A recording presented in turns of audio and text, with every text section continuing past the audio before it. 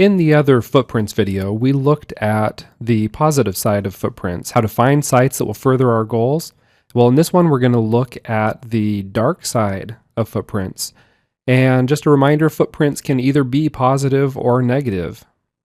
A footprint is an imprint that you or your website leaves that can be traced by Google or any other search engine or by your competitors. If you think about this a little bit, if you're outranking your competitor, there's a really good chance that they are trying to outgun you, all right? And if possible, they're going to try and find ways to outrank you. Okay, so now if they're able to track that you've got a network going and that you're doing self-serving linking, they might actually report you to try to devalue your work and gain better positioning over your sites. Now what I'm talking about is obvious signs of search engine manipulation. According to Google's own Webmaster Guide, any link that you get for the purpose of ranking better is against their terms of service.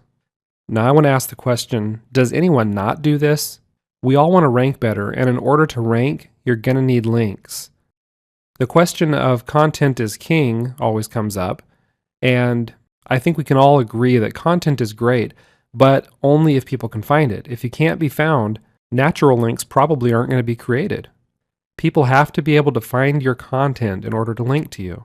So this isn't really a discussion about whether you should or shouldn't create links for the purpose of ranking. I'm just trying to share some of the methods that are involved in doing that. Okay? You need to decide for yourself how you're going to go about building links. Let's talk a little bit about how footprints are created. Basically, these three things here sum it up. Footprints are created when people are lazy, they're not creative enough, or they don't provide enough variety in their sites. An example of this would be having a bunch of WordPress sites that all use the same theme. You've probably found yourself in surfing around that you've been able to figure out that somebody owns the same sites just by seeing that, strange, these few sites here, they all look the same. Okay, the chances of two different people coming up with sites that look so much alike, it's fairly low. But themes are an obvious tip-off there. Some people use the same link in all their footers, dead giveaway. And also getting links from the same places for all your sites really makes this pretty easy to sniff out. Someone can easily use this information to find your network, and like I said, if somebody's grumpy enough, they can report you. How to avoid creating footprints in the first place. An obvious one, you want to use different themes. Okay, don't make all of your sites cookie cutter. Mix it up some. I know we all want to take the path of least resistance, and when you get a little groove going on and you're finding it easy to build sites quickly with a certain theme, that's great. Just don't do too much of it, okay? Again, don't use the same link in the footer. Mix up your link sources. It's tempting to always have the same go-to sources and linking those up to all your sites, but if you're going to build something that lasts, you'll need to work harder and keep finding new sources of links, or have such a wide variety available to you that you're not using the same ones over and over. Something else to watch out for, if you're using scripts, take out what isn't needed. A lot of scripts will leave a powered by line somewhere on your page or in the code. If you know just a little bit about coding, it's pretty easy to go in and take out these extraneous bits of information. All they do is just leave behind one more thing that'll help somebody find your related sites.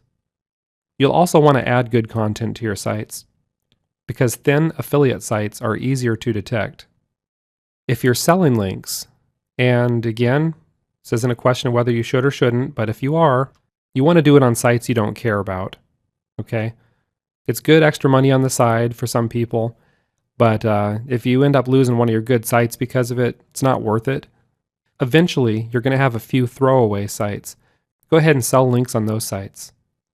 And another thing on sites that are selling links, it's just a dead giveaway, is if you have text that says sponsored by or advertisers, a block where you've got your paid links, this is just a huge red flag, okay? Just don't do that. The bottom line here is you want to be creative on your sites. Avoid the same look, avoid using the same themes all the time. You want to vary the tools that you use, even down to things like varying the plugins on your blogs. You want to make sure you vary your link sources and avoid interlinking your sites. Another thing that almost goes without saying, but I'm going to go ahead and mention it real quick, is you might want to consider using privacy protection on your domains. That way your competitors can't just pull up your sites and find out who owns it, basically at a click of a button. Remember, if you're trying to be a little bit evasive, you want to cover your tracks. Don't make it too easy.